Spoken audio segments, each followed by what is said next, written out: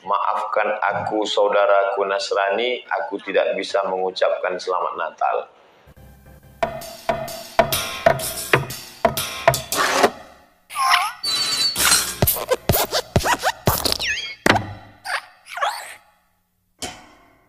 Salam saudaraku, di konten kali ini kita akan membahas pernyataan Ustadz Abdul Somad ya, mengenai permintaan maafnya Ustadz Adi Hidayat karena nggak bisa mengucapkan selamat Natal kepada umat Kristen.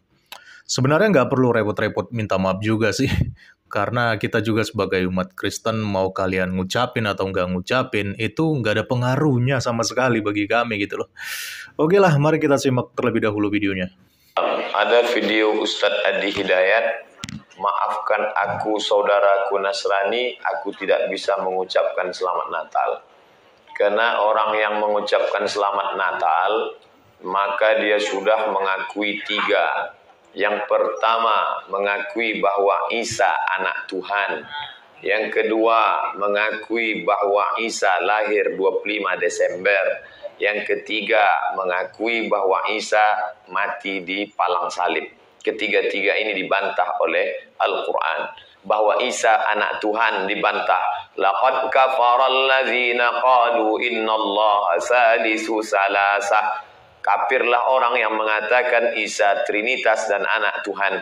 Tentang Nabi Isa lahir tanggal 25 Desember dibantah. Ketika Maryam memegang Isa, tidak ada makanan karena terlahir di tepian kota. Allah memerintahkan menggoncang pangkal batang pohon korma. Tusakit alaiki rutaban jania. Gugur buah korma yang mengkal. Buah korma mengkal ada pada musim panas bulan Juli Agustus.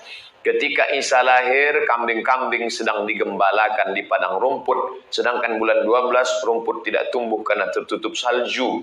Maka 25 Desember bukan hari kelahiran Isa, tapi hari raya merayakan Dewa Mitra, Dewa Matahari, yang diambil oleh Kaisar Konstantin dari Konstantinopel.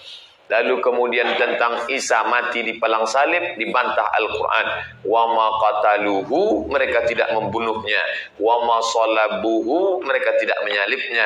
Walakin syubbihalahum, ada orang lain yang diserupakan wajahnya dengan Isa. Dialah Yudas Iskariot, murid Isa yang menjual imannya dengan beberapa keping uang emas. Baik, setidaknya ada 3 hal yang disampaikan Ustadz Abdul Somad di dalam video tadi ya. Yang pertama, katanya Isa, anak Tuhan, itu dibantah oleh Quran. Lalu dia mengutip surah Al-Maidah 37 yang mengatakan sesungguhnya kafirlah orang-orang yang mengatakan bahwasanya Allah salah seorang dari yang 3. Padahal sekali-sekali tidak ada Tuhan selain dari Tuhan yang Esa. Jika mereka tidak berhenti dari apa yang mereka katakan itu, pasti orang-orang yang kafir di antara mereka akan ditimpa siksaan yang pedih. Ya, lagi-lagi mereka menyamakan antara Yesus Kristus dan Isa Al-Masih di sini ya. Padahal secara historis sejarah keduanya saja sudah banyak sekali perbedaan ya. Isa yang dikenal dalam Quran dengan Yesus Kristus yang kita kenal di dalam Bible itu beda sekali historisnya ataupun kronologi ceritanya ya teman-teman. Tapi kalau mereka ngotot mengatakan bahwa Yesus dan Isa itu pribadi yang sama, itu justru akan menjadi blunder buat mereka. Karena jika kita bandingkan berdasarkan data historis mengenai keduanya, hanya Yesus Kristus saja yang bisa dipertanggungjawabkan data historisnya gitu loh. Baik menurut Alkitab maupun menurut para sejarawan ya. Sedangkan Isa Al-Masih berdasarkan Al-Quran, kisahnya nggak begitu jelas dan nyaris tidak ada data pendukung dari sejarawan manapun. Jadi dalam perspektif mereka, mungkin mereka mengatakan bahwa ini membantah keilahian Yesus Kristus sebagai anak Allah. Tapi kalau dalam perspektif kekristenan, sebenarnya bukan membantah, tetapi ada pembelokan narasi di sini. Ya, tapi wajar sih ya, memang kisah yang original itu selalu datang di awal, sedangkan ciplakan pasti muncul kemudian, dan ciplakan pasti nggak selalu akurat teman-teman. Lalu yang kedua, Abdul Somad juga mengatakan bahwa Isa Al-Masih lahir 25 Desember itu juga dibantah oleh Quran ya. Jadi kembali lagi seperti yang saya katakan tadi ya di awal, bahwa ciplakan itu pasti selalu berusaha untuk meniru sumber aslinya, walau tidak 100% akurat gitu ya. Yesus lahir di Bethlehem itu sudah banyak fakta sejarah yang menjelaskan hal itu. bulan Desember di Bethlehem itu nggak selalu ada salju, teman-teman. Karena Bethlehem itu bukan daerah bersalju. Kalaupun ada salju, itu hanya salju tipis-tipis yang kadang-kadang terbawa angin dari puncak Gunung Hermon. Jadi sekali lagi, Bethlehem bukan daerah salju ya. Lalu mengenai Dewa Mitra yang juga disebutkan oleh Ustadz Abdul Somad. Itu sebenarnya adalah mitologi yang berasal dari Persia kuno ya.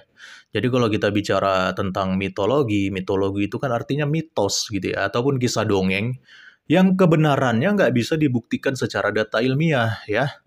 Sedangkan Yesus Kristus itu jelas merupakan kisah nyata yang benar-benar ada dan dicatat di dalam sejarah. Dan perlu diperhatikan bahwa 25 Desember pun tidak ada bukti langsung didedikasikan untuk kelahiran Dewa Mitra.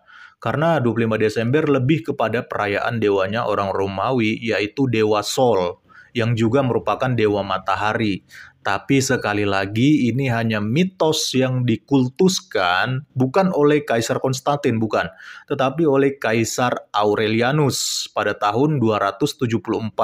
Sedangkan Natal itu sudah terlebih dahulu dirayakan sekitar tahun 200 di Alexandria, Mesir. Jadi sebelum perayaan Dewa Matahari oleh orang-orang Roma, orang Kristen di Mesir sudah terlebih dahulu merayakan Natal. Lalu yang ketiga, Ustadz Abdul Somad juga mengatakan bahwa Isa itu mati di palang salib, itu juga dibantah oleh Quran. Lagi-lagi ini nggak bisa dibilang membantah ya, mungkin lebih tepat dibilang membelokkan narasi ya.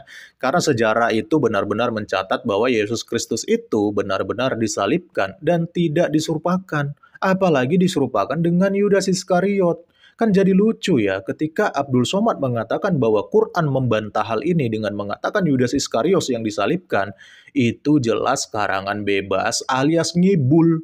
Karena Al-Quran nggak pernah mencatat nama Yudas Iskariot sama sekali. Jadi jangan ditambah-tambahin dong Al-Qurannya.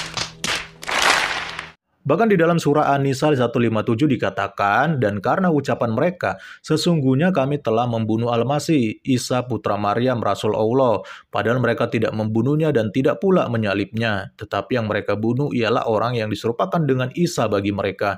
Sesungguhnya orang-orang yang berselisih paham tentang pembunuhan Isa benar-benar dalam keraguan tentang yang dibunuh itu. Mereka tidak mempunyai keyakinan tentang siapa yang dibunuh itu kecuali mengikuti persangkaan belaka. Mereka tidak pula yakin bahwa yang mereka bunuh itu adalah Isa.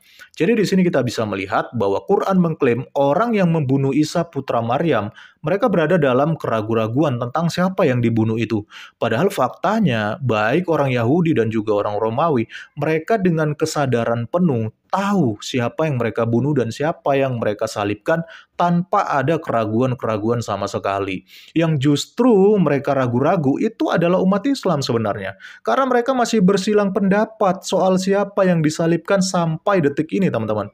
Abdul Somad bilang Yudas Iskariot, Yahya Waloni bilang Barsabas, Kainama bilang Simon orang Kirene, dan sampai sekarang para ulama, para ustadz, mereka masih bingung dan saling tafsir satu sama lain tanpa ada kesepakatan mengenai siapa sebenarnya yang disalibkan. Sebenarnya ini hal yang wajar sih, karena memang Quran tidak pernah mencatat siapa orang yang disalibkan, siapa yang diserupakan dengan Isa itu. Makanya mereka selalu tafsir liar mengenai siapa yang disalibkan itu, teman-teman. Jadi kesimpulannya, Quran itu nggak pernah membantah sebenarnya ya tentang kelahiran sampai kematiannya Yesus Kristus yang mereka anggap Isa Al-Masih. Nggak ada itu namanya membantah, tidak.